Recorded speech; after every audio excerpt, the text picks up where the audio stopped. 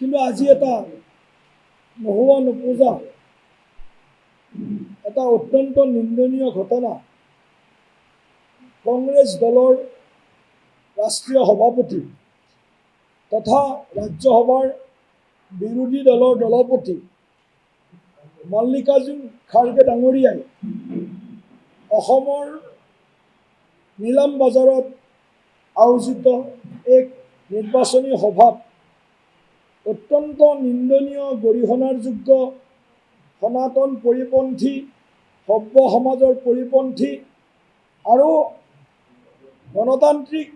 প্ৰমূল্যবোধ শৰীৰে মোহাৰি সকলো মৰ্যাদা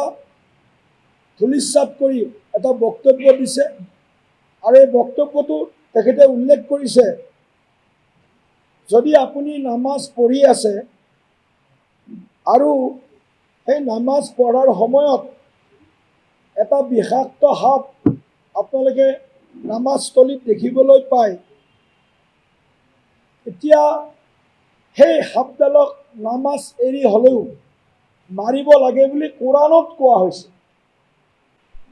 আৰু তেখেতে আগলৈ গৈ কৈছে যে এই যিটো জহৰীলা সাপ বিষাক্ত সাপ সেই সাপটোক তেওঁ কৈছে RSS আৰু বিজেপি RSS আৰু বিজেপিক যদি নামাৰে তেনেহ'লে আপোনালোকক মাৰি শেষ কৰি পেলাব এই ধৰণৰ এটা অত্যন্ত ভয়ংকৰ নিন্দনীয়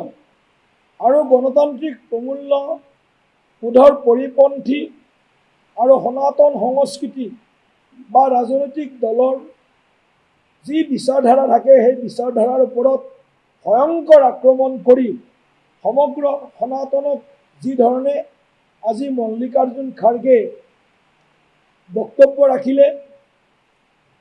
তাৰ বিৰুদ্ধে আজি আমি মল্লিকাৰ্জুন খৰ্গেক কংগ্ৰেছ দলে সভাপতিৰ দায়িত্বৰ পৰা অপসাৰণ কৰিব লাগে বুলি দাবী জনাইছোঁ কংগ্ৰেছ দলটো বহুত পুৰণি দল এই দলটোত চৰ্দাৰ বল্লভভাই পেটেলৰ পৰা নেহেৰুৰ পৰা আৰম্ভ কৰি মৌলানা আবুল কালাম আজাদৰ পৰা আৰম্ভ কৰি ইন্দিৰা গান্ধী ৰাজীৱ গান্ধী সোনিয়া গান্ধীলৈকে ৰাহুল গান্ধীলৈকে আনকি সভাপতি আছিলে কিন্তু ইমান নিজ মানসিকতাৰ সভাপতি এতিয়ালৈকে আমি কংগ্ৰেছ দলত দেখা নাছিলোঁ আজিৰ যিটো বক্তব্য সেই বক্তব্যৰ বিৰুদ্ধে আমি ইতিমধ্যে ভাৰতৰ মুখ্য নিৰ্বাচন আয়ুক্তক আমি আমাৰ প্ৰতিবাদ হিচাপে আমি আবেদন জনাইছোঁ আৰু সেই আবেদনৰ কপি আপোনালোকৰ আগত আমি দাখিল কৰি আছোঁ আমি সম্পূৰ্ণ ৰাজ্যখনত চৌদিশে নিৰ্বাচনী প্ৰচাৰ চলাইছোঁ আৰু এইবাৰ নিৰ্বাচন প্ৰচাৰ আছিল সম্পূৰ্ণ এটা ইতিবাচক প্ৰচাৰ পজিটিভ কেম্পেইন ভাৰতীয় জনতা পাৰ্টীয়ে কৰিছিল কাকো তেনেকৈ কাৰো বিৰুদ্ধে কোনো কথা কোৱা নাছিল ব্যক্তিগত আক্ৰমণ নাছিল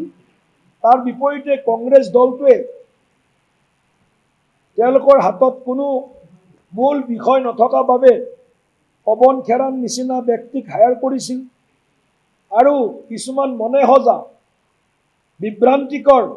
ভিত্তিহীন অভিযোগ তেওঁলোকে অনাৰ প্ৰয়াস কৰিছিল আৰু সেই অভিযোগসমূহ ইতিমধ্যে আইনগতভাৱে ইয়াক খণ্ডনো কৰা হৈছে আৰু সেই অভিযোগ দিয়াজনৰ বিৰুদ্ধে ইতিমধ্যে আইনী ব্যৱস্থা গ্ৰহণ কৰা হৈছে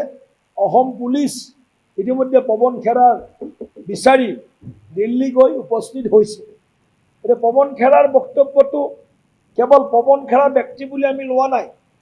এটি কংগ্ৰেছ দলৰ বক্তব্য আছিল গৌৰৱ গগৈৰ সেউজ সংকেত আছিল গৌৰৱ গগৈৰ সেউজ সংকেত নাথাকিলে হয়তো পৱন খেৰাৰ নিচিনা তৃতীয় শ্ৰেণীৰ কংগ্ৰেছ নেতা এগৰাকীয়ে এই ধৰণৰ বক্তব্য এই ধৰণৰ ষড়যন্ত্ৰ অসমত হয়তো কৰিব নোৱাৰিলেহেঁতেন সেইকাৰণে এই ধৰণৰ এটা তেওঁলোকে নিগেটিভ এটা কেম্পেইন বিভ্ৰান্ত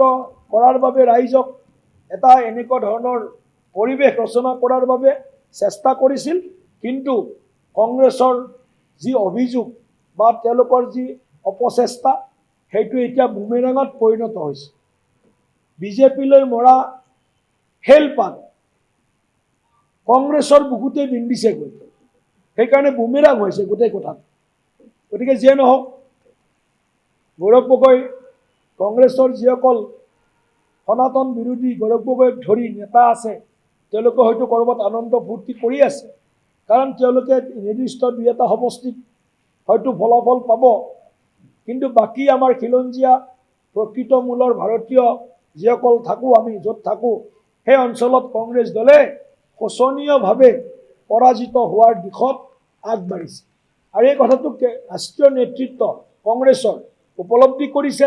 আৰু তেওঁলোকে অসমক গণ কেছ হিচাপে ইতিমধ্যে তেওঁলোকে মানি লৈছে যে অসমত আমি আৰু ইয়াত চৰকাৰটো দূৰৰ কথা, বিৰোধী দলপতিজনো নিৰ্বাচিত কৰাৰ